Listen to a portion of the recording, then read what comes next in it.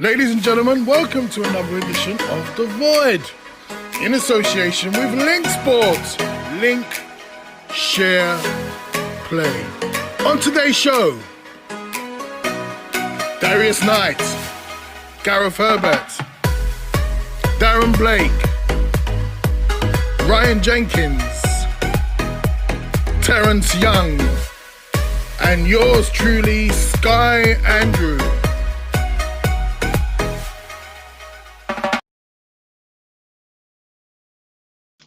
Welcome to another episode of The Void in association with Link Sports. Link, share, play. On today's show, Darius Knight, Darren Blake, Terry Young, Gareth Herbert, and the one and only, the legend, the greatest table tennis player of all time from the UK, Desmond Douglas. Ladies and gentlemen. A round of applause for Des. Yeah. Share, play. Superstar. As you can imagine, this show is going to be all about Des. I was lucky enough to play with Des in the England team for over a decade. None of you boys had that pleasure, so I don't even know why I'm allowing you to speak.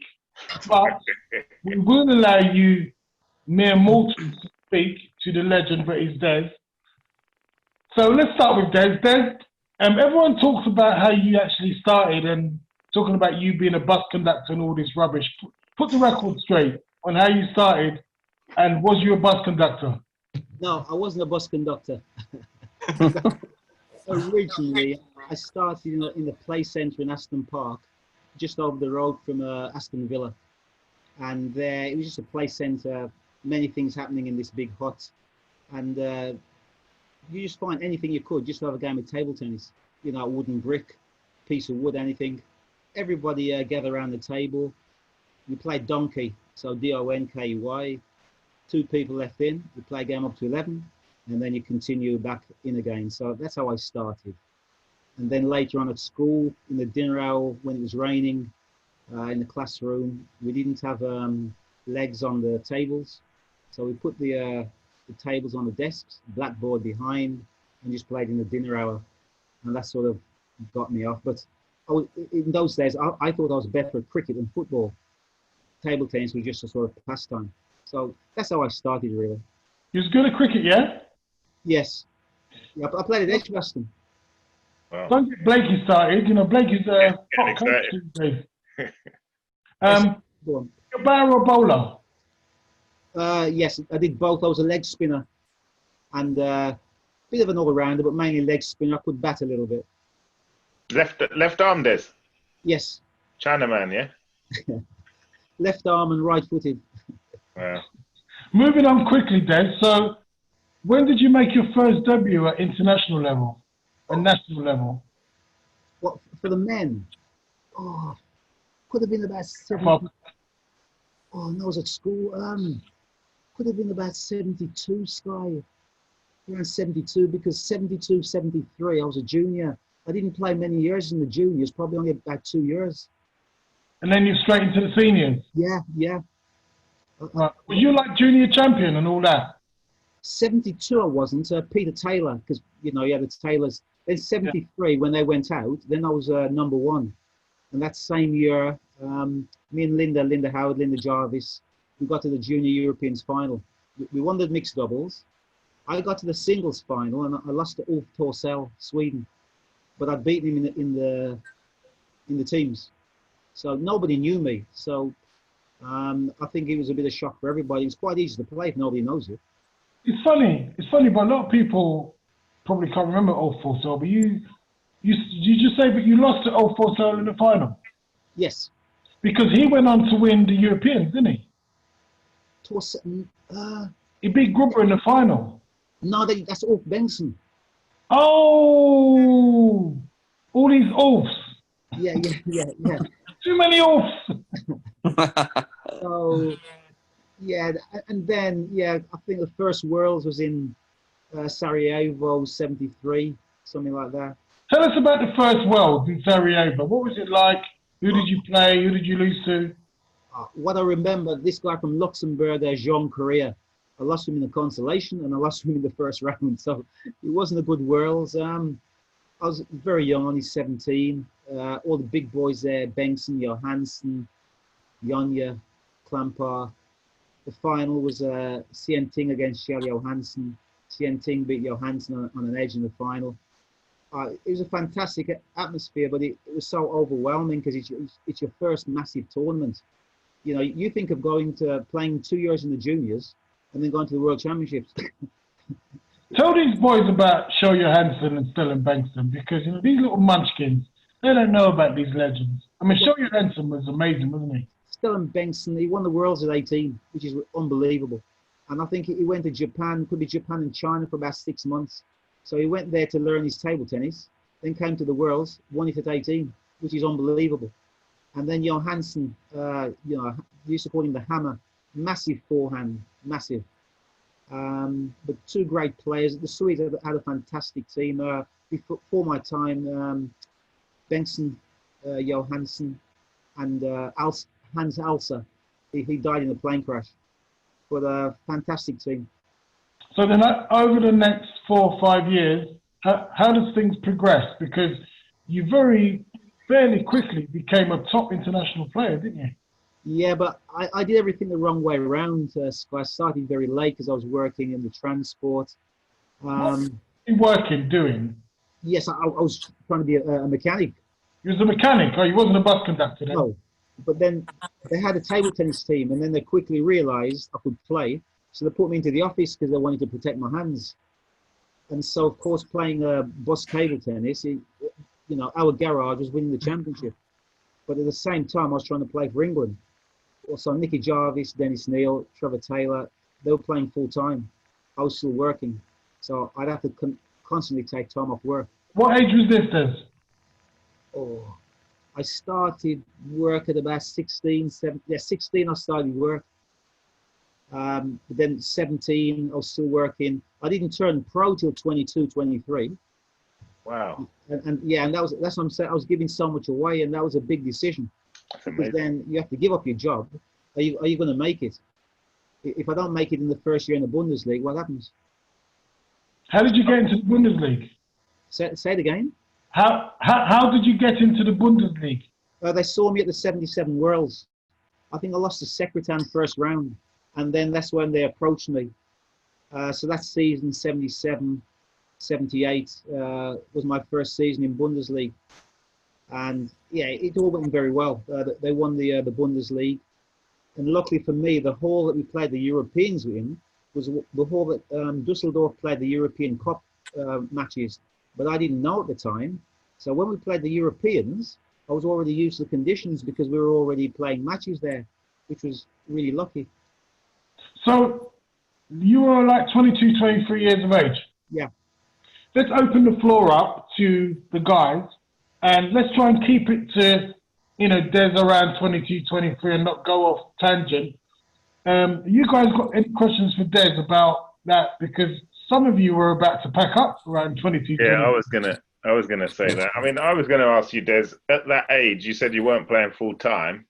How often were you practicing? And it's amazing when, like Sky said, we were sort of giving up because we didn't feel we were making the money or being able to play full time, and we felt if we didn't play full time, our standard would go down. So how often were you practicing? How did you get to that such a good level while you're working? After work, I'd go down to the YMCA, play a couple of hours, 2 to 3 hours down the YMCA. That's how I started. Okay. So all my practice was done through the YMCA, playing people like Derek Munt, Paul Judd, Ralph Gunnigan, that sort of thing. And then eventually, when I won the English closed, or coming up to that, I knew I couldn't get any better. So there came a time when I've got to decide, do I continue playing in England or do I take the offer that I had? What year was that, Des? You won the English closed? The first one was about 75. 75. Yeah.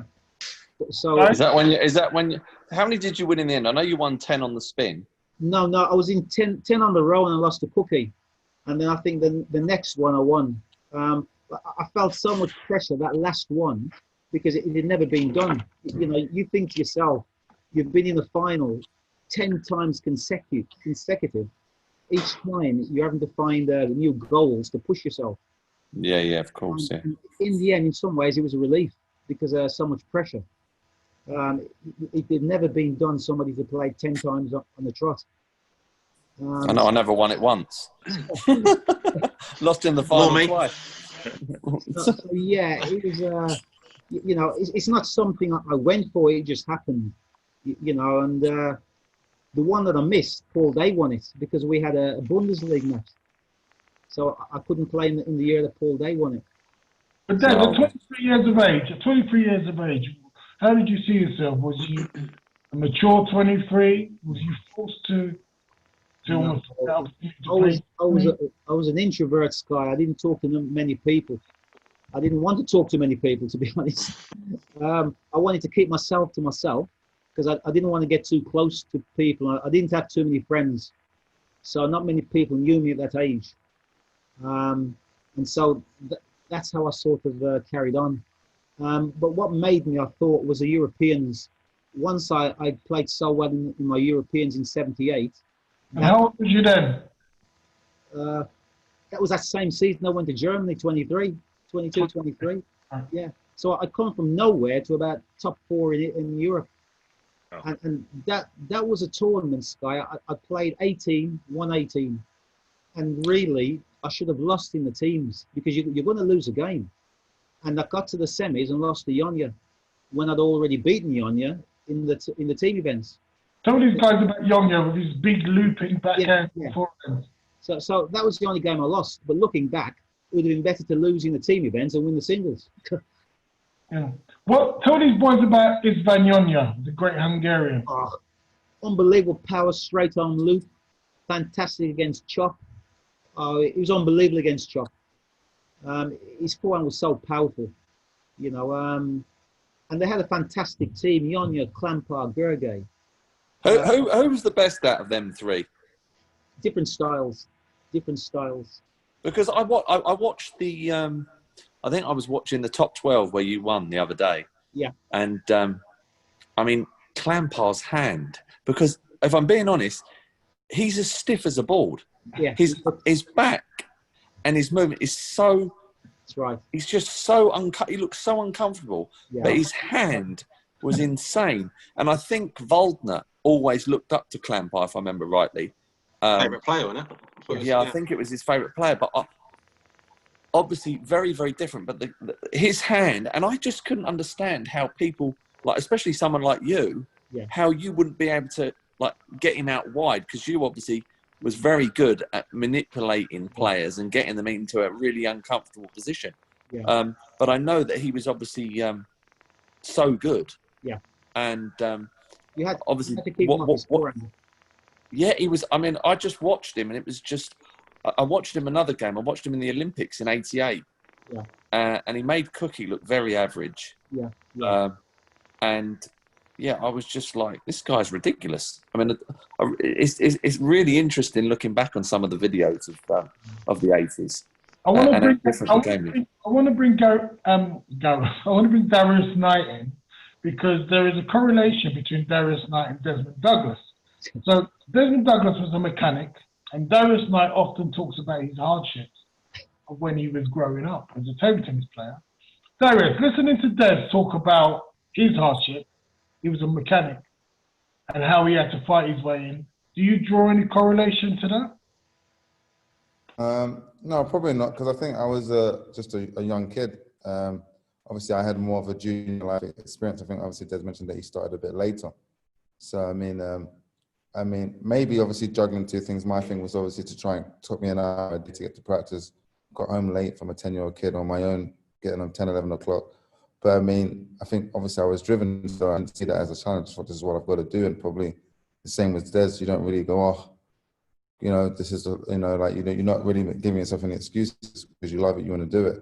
But I'm kind of enjoying sitting there watching and listening. You know, I'm just something you want to ask Des about that period of, because it was tough. It was tough for him. He came from humble beginnings, and he found a way to get into the international setup. Is there anything you'd like to ask him about his journey during those periods?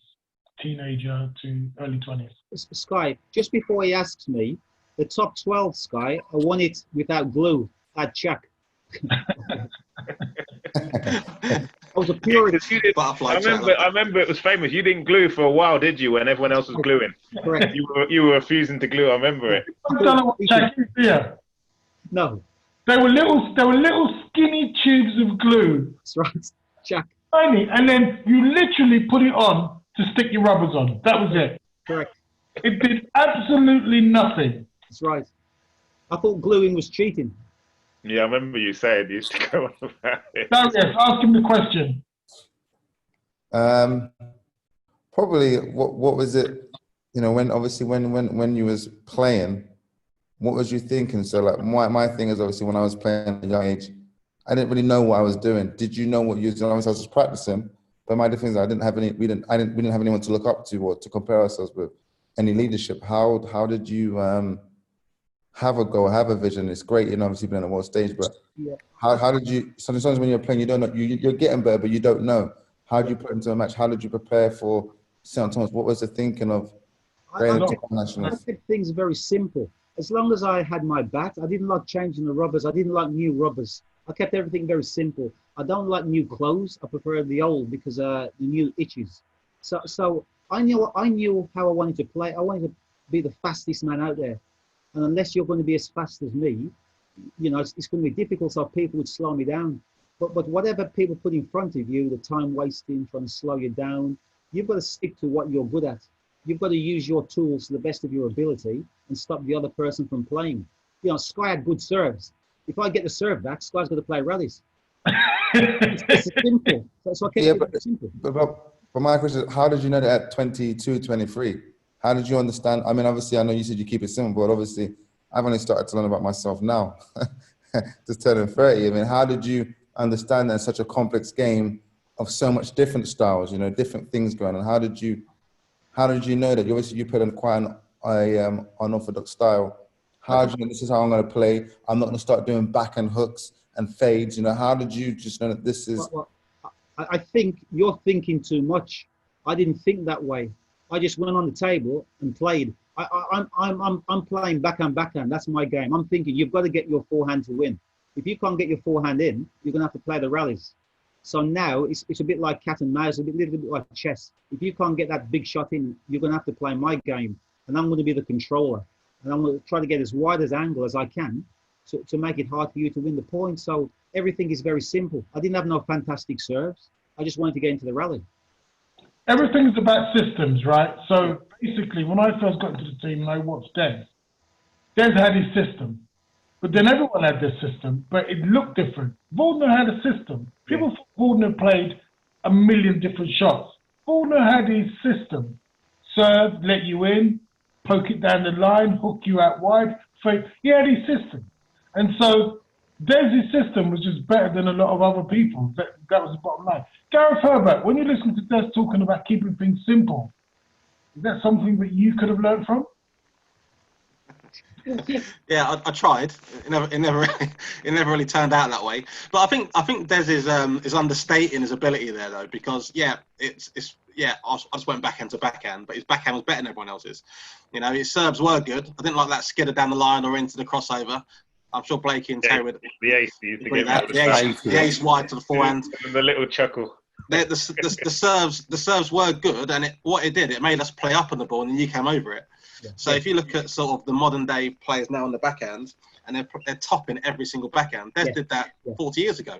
Yes. So I think you're understating a bit more. I think you had a bit more to your game than just go backhand to backhand. I think the difficult thing with Des is what he did with his serves was they were always short. Yeah. When they were short, they were short, and when they were long, they were long. And the problem is because Des was so good at half long, he almost had a little bit of a top spin, a bit like bowl. It was really, really spinny. And what he did was very good at keeping it low over the net. Yes. So you were under pressure to keep it short because you knew that if it went half long your touch, then Des was going to rip it with spin and it was going to be low over the net.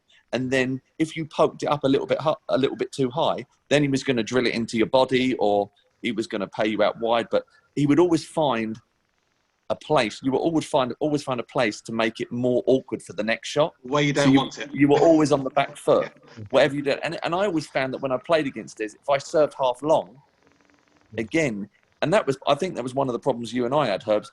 Our serves were really good, but when they went half long, they came back with just as much crap on them as what we put on them in the first place. But, you know, and Des was amazing at that, and that's why he's so good.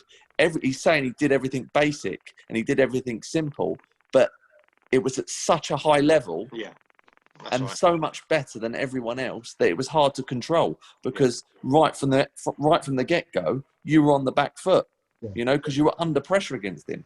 Is that in Des's mind? Is that in Des's mind that you've got like where you say you don't need new clothes? Other people are trying to do that, because you used to say to me all the time, all you need to do with the guys, go back and switch, back and switch. But I just didn't feel like I had that ability to be able to do that with my backhand, you know? So I wasn't comfortable. Yeah, that's right. But I think going back to your Tesco, your style is your style, isn't it? So if we looked at us all at a young age, say a 12-year-old, our styles, there'd be a lot of similarities as to when we were professional players. Of course, we weren't as good, but some of those traits that we would have had when we were professional. So it's almost too late to change. And I think we all buy into what Des is saying about keep it simple and so forth. I think we buy into it, but I think our styles are already made. Yeah. It's difficult to suddenly just change your style 5-6 years later when you're suddenly playing. You're training with a legend who plays in a certain way, but it's too late for us to change that. I mean, if we're being honest, let's look at it realistically. I mean, Des was always the one to tell you how to play on the court, but who else on the planet Earth has played like Des? I don't know anyone. Okay, Des. Des, Des, you're probably fed up of listening to these guys with triple-digit world rankings. Let's get back to you. Back to you, Des. You're in your mid-20s, and you're one of the best in Europe. So around 25, 26, who are the people you were competing against at top level in Europe? Mid-20s. All of them, because all these guys, I was just a little bit younger. You know, your Sekretans, Kampar, Jonya, Gergely, Benson, Orlowski. You ranked higher than those guys in your mid-20s? In 78, I went up to about number 4 in Europe. So I was ranked probably a little bit higher than them. Who was 1, 2, and 3? Oh, God. Oh. I can't remember who was the 1, 2s, and 3. It wasn't me. And don't forget John Hilton, European champion. It wasn't me. No. It wasn't me. John Hilton, he was good, wasn't he? I think Gruber must have been up there, mustn't he? Yeah, Gruber would have been up there. No, not at that time. No, it was a bit later. He came slightly later. But all of you, was going to say. What about Tikan? What about Tikan Carlson? No, he came later. He later, was he? Yeah. How good was John Hilton, Des? How good was John? No. So sorry, Blakey. We're going to move on to John Hilton. Sure. Okay. But what I was going to say, if I had all of these, they've all got fantastic points. Like Gareth with his serve. I think Soren told him this. You know, he doesn't have to go crazy after the serve. He only has to place it. Darius, I would have protected him more, protect him from the press, probably from himself, probably from being a showman. That sort of thing, and focus. Definitely from himself. Yeah, focus more on the job. None of this, you know, being a showman and going to McDonald's and that. You've got a job to do. You know, more discipline. Do you know about Terry Young's UFC fights? No, you're joking. What is he doing? Yeah, he wanted to go into wrestling, but he couldn't make the grade, so he stuck at table tennis. So before you came on, guys, Des was telling a story about Terry ripping off his rubber during training against him, playing him with one rubber. Des, what year was it where you played Waldner in the quarters of the semis of the Europeans? And Waldner was like 17 or something, and he beat you. What year was that? Right. Oh, that could have been the 80s. That way he got to the final. He lost to Appelgren. I was 2-1 in 2017. And before that game, Sky, it should have been banned because he came onto the table and the name of the rubber was cut off. And they allowed him to change a rubber and another bat. Technically, it should have been scratched. He lost to Appelgren in the final. Yeah. He was very young. He was like 17, 18. Yeah. Do you remember what year that was? I mean, that was 80? 82. That's later, 87ish. What? Either 80 or 82. Because 82, he yeah. won 80 or 82. 82, yeah. Yeah. So, Des, at that time, you were top 12s, you were in the top few in Europe, but your nemesis was always the Chinese. And I've been around you when you're playing the Chinese. And what it was is that you wouldn't change your style for the Chinese. Yeah. Tell us about, the combative mentally you had to deal with playing the Chinese. Yeah, well, there's so many of them, but there's so many styles. You beat one, there's another one waiting for you. that was what made it so difficult for me, Sky. Well, for everybody. But I'll tell you, in '95, when I'd retired, '95, I went to Tianjin. It was Chen Xinhua, Cookie Prino, and me. It should have been Matthew Steyer. Speak about this for a minute, because I'm trying to do your career in stages, and you've got back to '95. Carry on.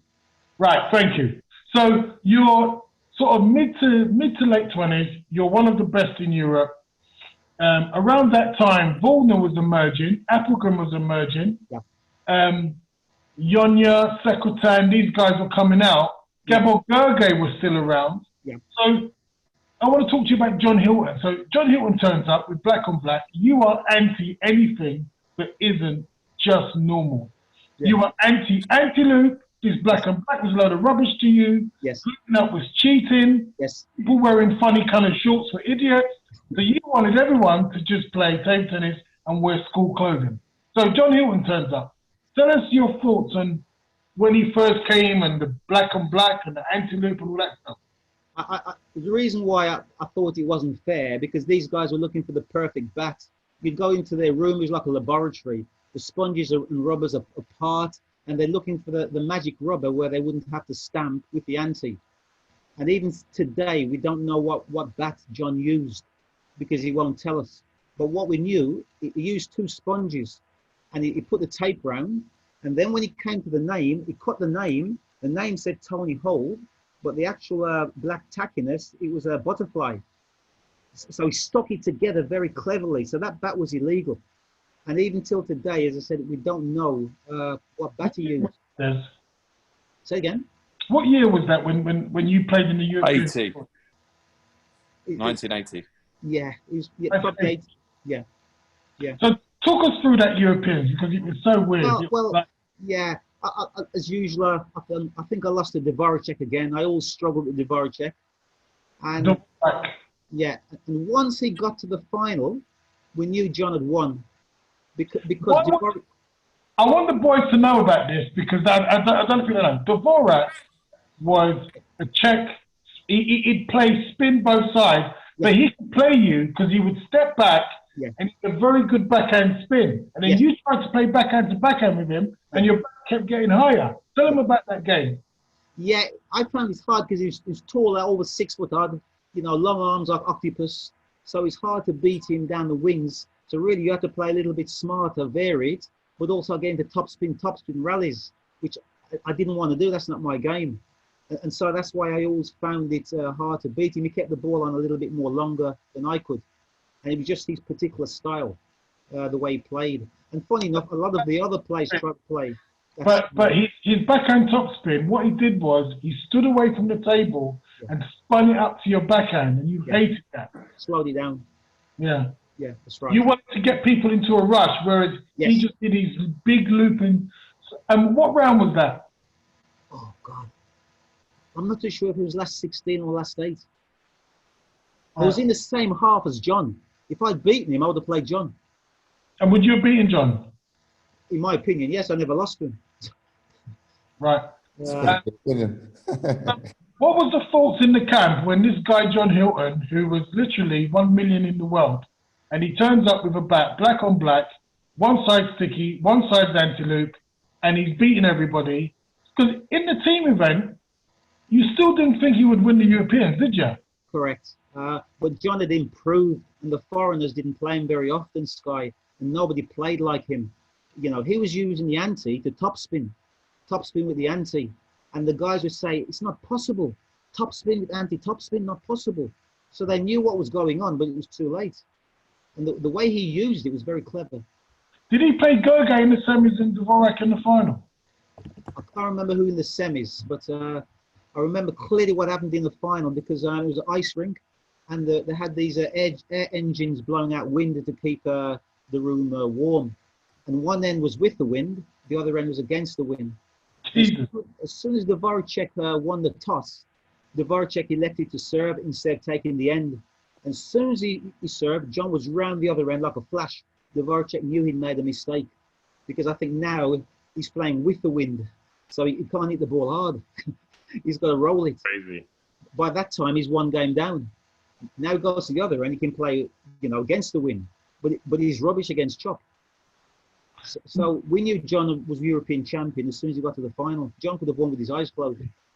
But how did that make you feel? Because you were someone who, in your own mind, played the authentic way.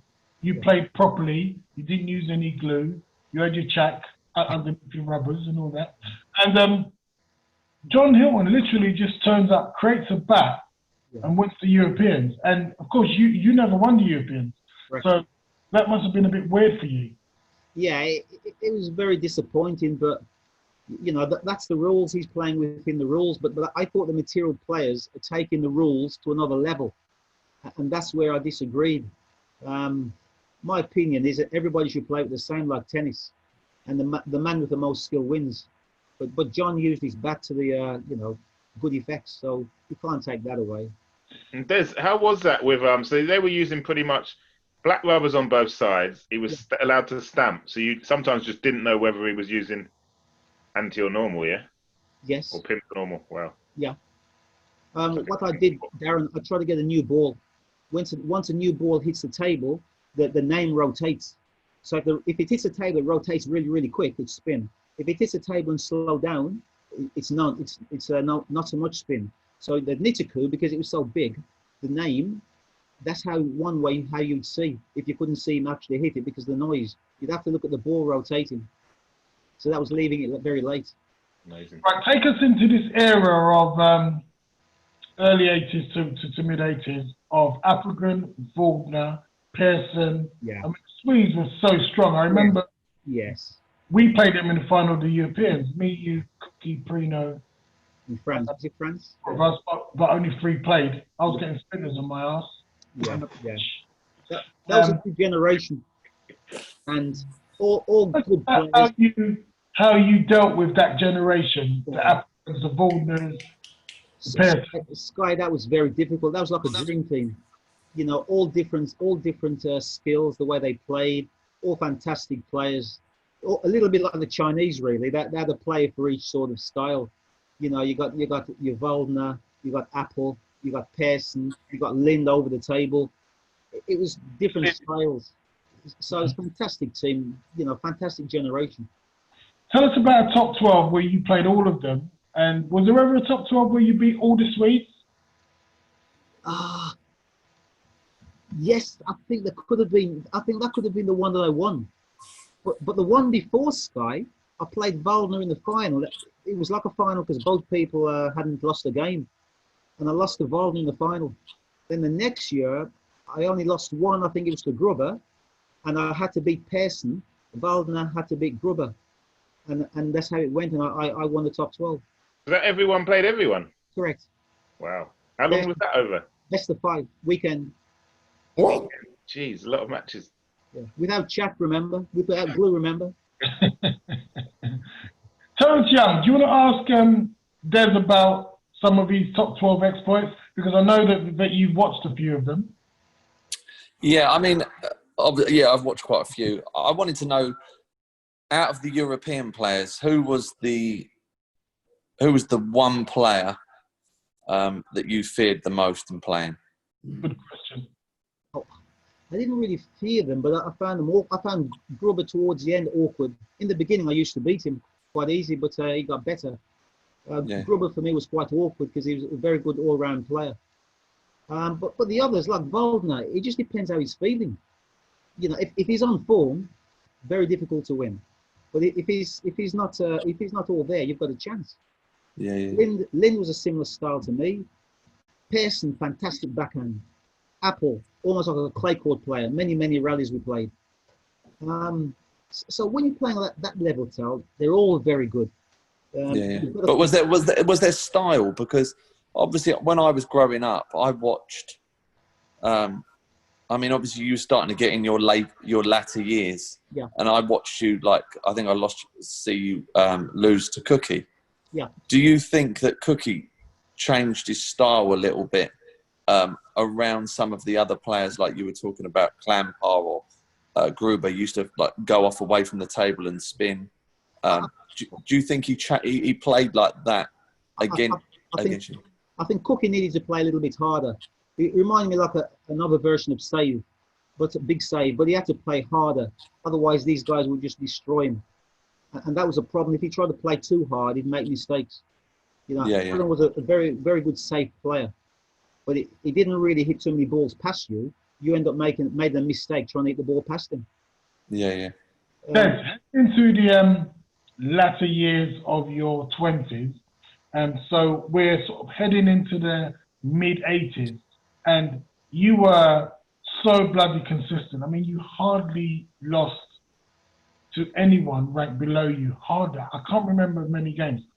But the one thing he was very good at was against defence. And that's where Terence Young can sort of have a little wry smile on his face, because he enjoyed playing against defenders as well. Always gave Matthew Side a good whooping. I remember, Des, watching you beat Engelbert Hugin 21-1. Do you remember that? No, I can't remember that guy, no. You beat Engelbert Hugin 21-1. Can't remember that. The best performance against defence I've ever seen. You guys don't remember it? No. I remember the Europeans. I was 2014 down the third, and I beat him. What? Oh, wow. Yeah, that was in the team events. Wow. So now, you always did well in top 12, Des, because once you got going, you were very difficult to beat. Yeah. But one of your regrets may be that you didn't win a European singles title. Yeah. Which Europeans do you think was the closest you got to winning the European singles title? The first one. The one that I didn't lose a game in the teams because nobody knew me. And I improved so quickly. That was 17 up against Waldner. Say it again. The one where you were 2-1 and 2017 up against Waldner. No, in 78 in Duisburg. All right. I didn't lose a game in the teams. And what happened in the singles? I lost to Yonya in the semis. Close? Not really, no. Something like 3-1. Something not close, really. And that was the big issue. This is true. The thing with you, Des, is that you gave everything all the time. Yeah. And in the team events, when I was there, you would play exactly the same in the teams as what you'd play in the singles. Yeah. Waldner, on the other hand, I'd use him as an example. He gave 100% in the team events. You'd see him lose stupid matches. Yes. Do you remember when he lost to Tansanov like a pair of 10s?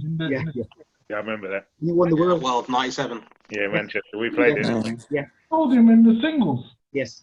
That's so not apart from the first Europeans, did you not have another chance in the European singles? No. I think if I'd beaten Dvorak, where John won it, I think that could have been another one. I think those two, you only get one or two chances, Sky, really. And the other thing is, they were relying on me so much. Out of the 9 games, I was playing 3 of them. So if in a team, if I didn't win 3, we've got no chance to win.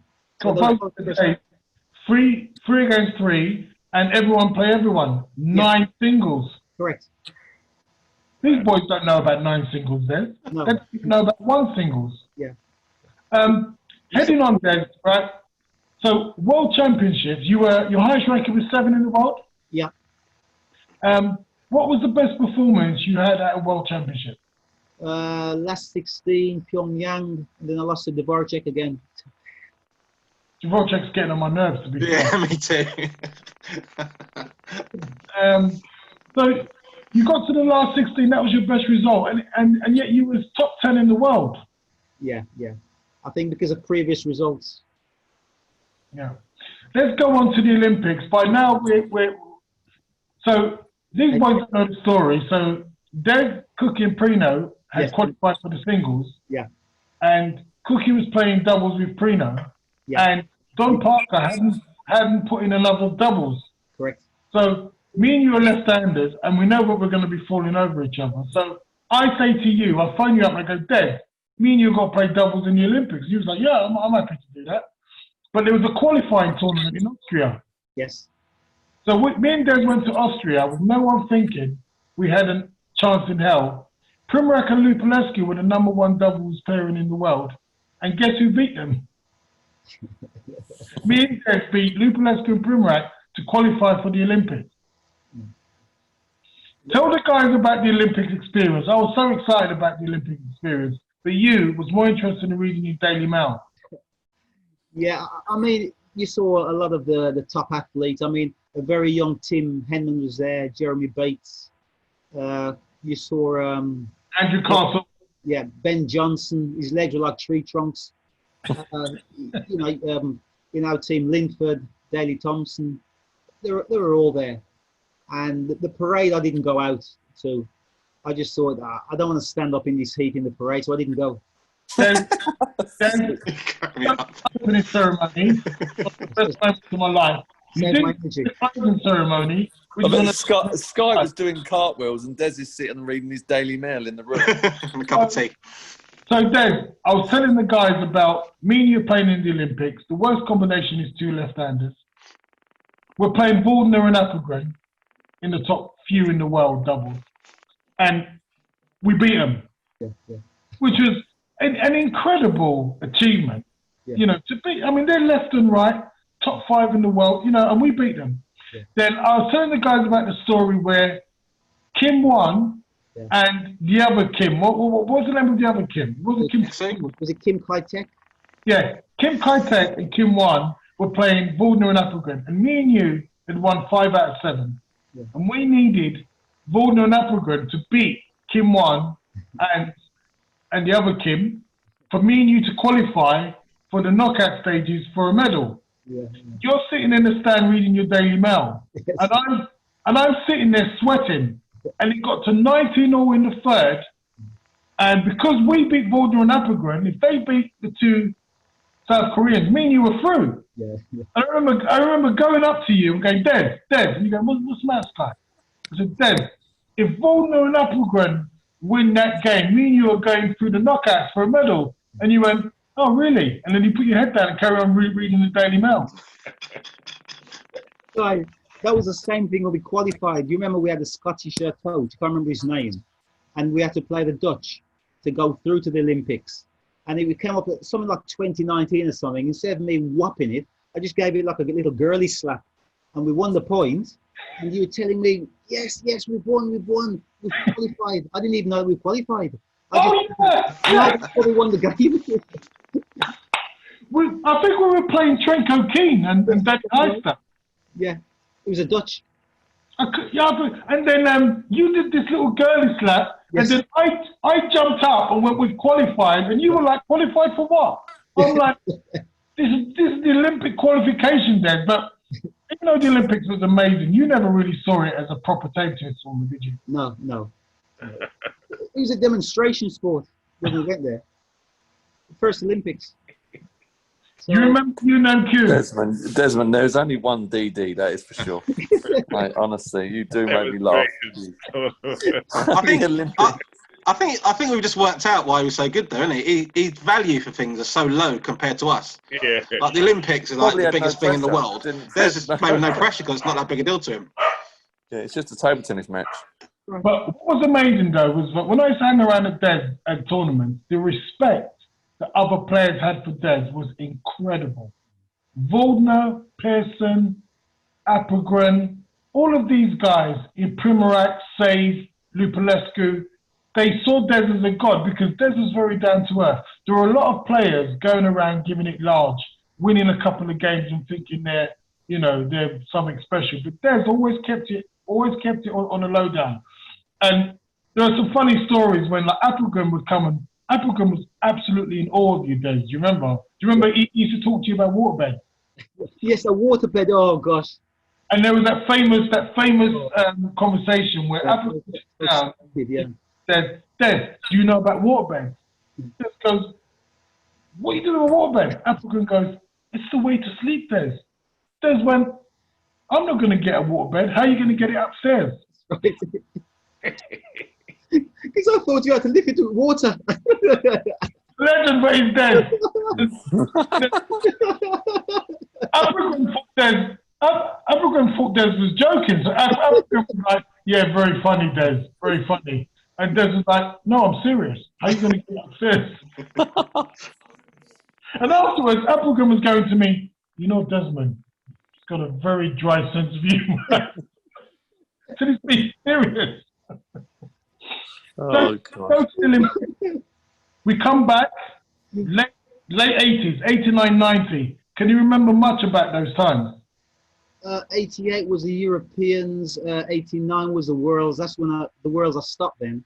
I just thought the camaraderie wasn't so good. I was getting a bit too old, really. So 89 in Dortmund, I stopped. Waldner beat, I think, Pearson in the final. Is that where they beat the Chinese for the first time? Yes. 5-0. Yeah. Was you not there, or did you play that? Yeah, I was in Dortmund in 89. Oh, you were there. You was there. Yeah, that was remarkable. That was. I think me and Herbie must have watched the Wacky World of Table Tennis with that in it about 5 million times, I reckon.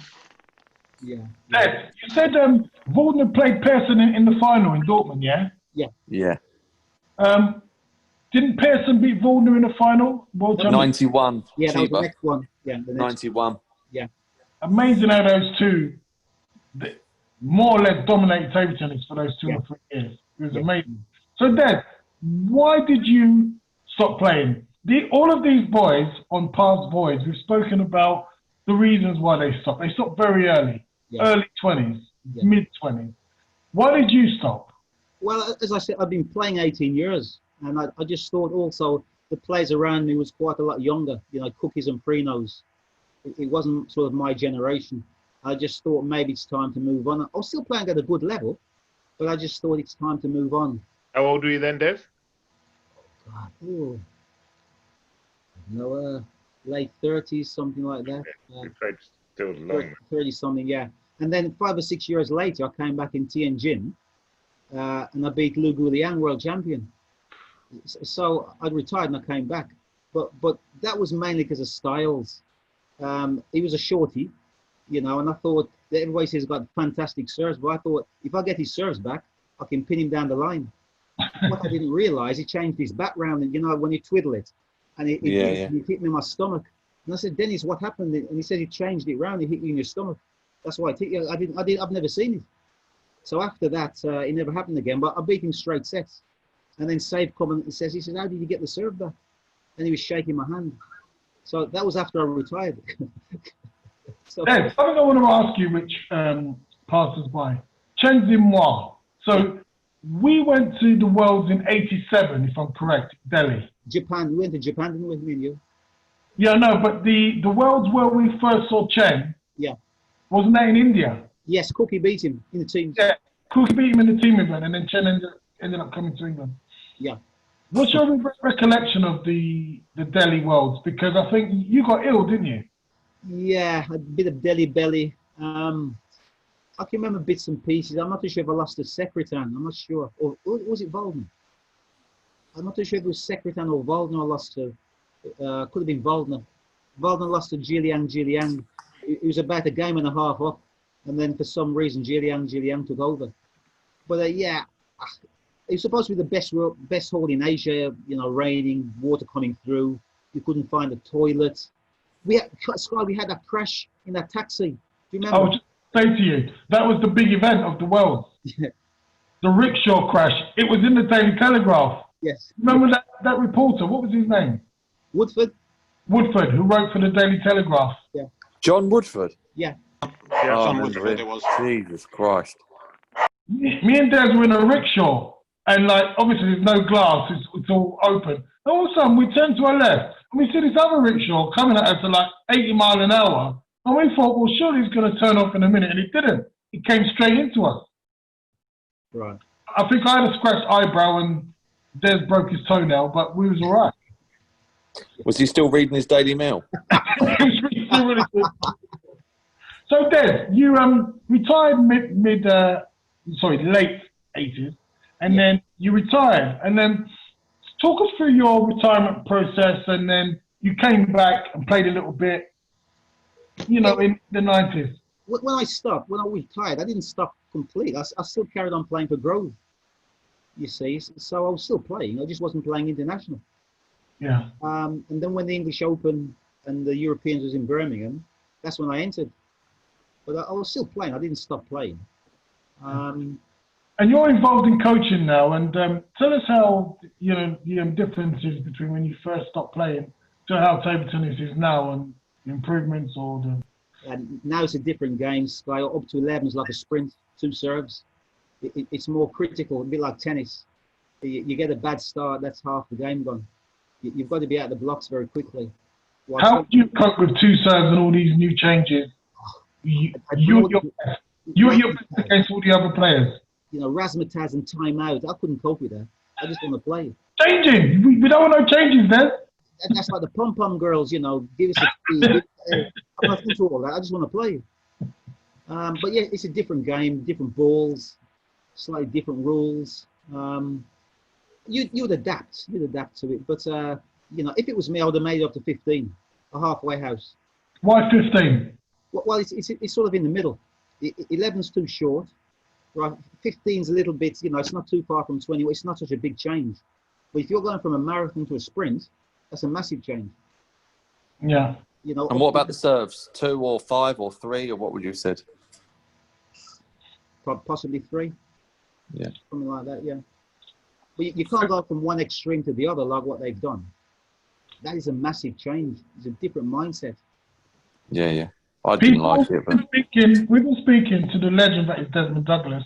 We're going to round up with each of the guys asking Des a question. And I'm going to give you guys a moment just to think about what you're going to ask Des, because Des comes from a generation when things were very simple in life. And it might be Des' upbringing, his favourite player, hardest player, which Terry asked earlier, retirement, coaching, how table tennis can get better, Darius's favourite subject, table tennis England, lawyers, anything that Des thinks that can improve table tennis. So let's go to Terence Young first. Terence, what's your question to the legend that is Des Douglas? Okay, in your opinion, Des, who are there's kind of 2 questions. Who is the greatest of all time that's ever played? And other than yourself, who is the greatest player the UK or GBR have ever produced? I think if you're looking worldwide, you've got to put people like your Waldner and Ma Long up there. Really, without a question. Do you know much about Ma Long? Have you been obviously keeping up? I saw Ma Long in about 2002 when he played Waldner. I don't know if it was an Olympic qualification or something. A very young Ma Long. But when you see how many events he's won now and how he's dominated it's unbelievable. He's just a machine. Yeah. Well, Waldner's more flair and style and, that sort of game. Different players. But both fantastic players. No, it's good. It's nice to know, obviously, see that you've obviously keeping in touch with, obviously, even like the newer generation. It's interesting because we've done, obviously, a lot of things on this, speaking about it, and people are a bit biased towards each of their kind of eras, but it's good to see that you, kind of see the both sides of the eras with Waldner and him. But what about in other than yourself in GBR? The English, Dennis Neal once said to me, he said the 3 best players he's ever seen is Chester Barnes, Trevor Taylor, and I would be 3rd. And he played with me. He was 10 years old. He played with me, but he played with Chester. Chester won the English senior when he was 15. Trevor Taylor, he won 3 Commonwealths on the trot, and he was the first man to win 3 against Japan. He was very smooth, like a Rolls Royce, but he stopped very young. And then I came behind. I've always said about myself, I wasn't the most gifted. I think there were players who were more gifted than me, even who didn't play very high, but they stopped. I just continued. But those are the 3 Dennis says in his opinion. No, but what about you? Not Dennis. Me? What about you? In your opinion, other than yourself, who would you class Bearing in mind that you've got Liam Pitchford, Saeed, you've got Paul Drinkle. Right, this generation now, you'd have to say Pitchford. I think Pitchford can play better. I think Paul's at his limit now. Yeah, I think Pitch can play better. You know, he's just got to be more consistent and just carry on believing. But Gareth Herbert. Yeah. Two-part question, Des. Was it 1 or 2 European top 12s you won? 1. It was 1, yeah. And tell us what was it that you did really well at that competition? How did you win it? What were you doing playing wise that was that good to beat those sort of top players and win it? I had other opportunities to win it. If you looked at my results, some of them I'd only lost 2 and I didn't win it. But it's that sort of format, you know, match after match. You haven't got no lucky draws. You've got to play everybody. To me, that's a better way of playing than just saying I won the Europeans. Yeah. Top 12 is far harder. You've got to play match after match, which is very, very hard, rather than playing a knockout system. But for me, I played better in the teams, as I said, than the individuals, to be honest. Darren Blake. Yeah, for me, did you know from a really young age how that you were sort of a real talent at table tennis? Like, how good were you growing up? Were you by far the best, beating everyone easily, or did you become better as you got older?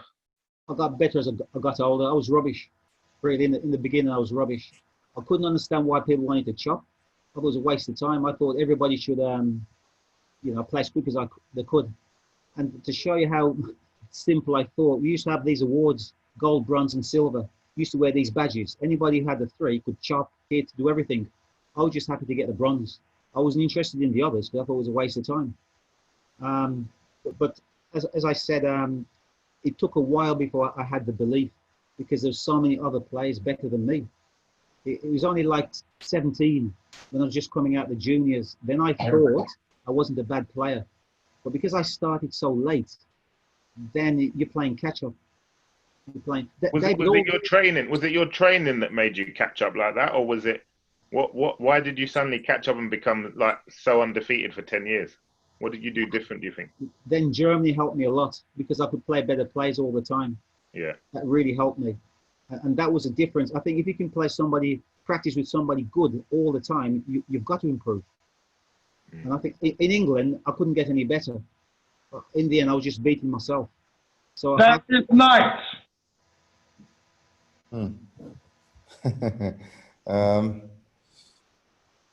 If you could do something today for table tennis, or some advice of his TTE, of his advice to Liam Pitchford and Paul Drinkle, like what would you say as the big guy, and you've been around, seen a lot, many generations, what would you say, one, to the players playing now and coming up, and then obviously to TTE, just so that we've got a good batch of players, how do we protect them and get them to that legendary status that you got to? 5 questions. I think whoever you are, you've got to have a belief. You've got to be positive. You've got to play with pride. You've got to play with passion. You've got to have the will to win. But mainly, you've got to have the belief. It all comes from your head. And who's around you, positive people, and pointing you in the right direction. You know, I've set the bar to a certain level. Now, you guys are going to take it to the next level. So you've got something to aim at. When I did it, I didn't have nothing to aim at. And that's why I said I was fighting myself. But you guys have got something to aim at. So you can do even better than what I did. No, so what I mean is that, like, you know, we watch. I mean, I watched a lot of watch a documentary. Is it The Last Dance with Michael Jordan? And what I see is that we've got a group of amazing players now, or decent players, that with the right mentorship, whether it's you coming in and saying, "Look, guys, this is how I prepare," because you've been there and done it, and we all need sometimes that advice of, you know, "Look, guys, this is what you've done." You know, like a little top up. You know, what would you say to the management team or to the players, something like to the good players, not to like, "Oh yeah, you know, you love it, really." Liam, keep going, or Paul, you know, whatever, you know, what would you say so that, you know, like, not advice for everybody, advice to those top players now, I would say, whatever problems you've got or you had, we had the same. You've got to deal with them in your own way. The psychologist can only do so much. You've got to go out and do it. But as I said, you need a lot of positive people around you. And when you lose, don't beat yourself up too much. You've got to look at the positives all the time and be positive. You've got the tools, use the tools. Guys, you have been watching The Void with the legend Desmond Douglas. Thank you to Darren Blake, Terry Young, Gareth Herbert, and Darius Knight. But most of all, thank you to Des, my old mate from table tennis. I watched him win many games. Unfortunately, I couldn't win nowhere near as many games as Des. Although I did have match point in the semi-finals of the English Club. That's right, you did. He goes on about. He's told us that.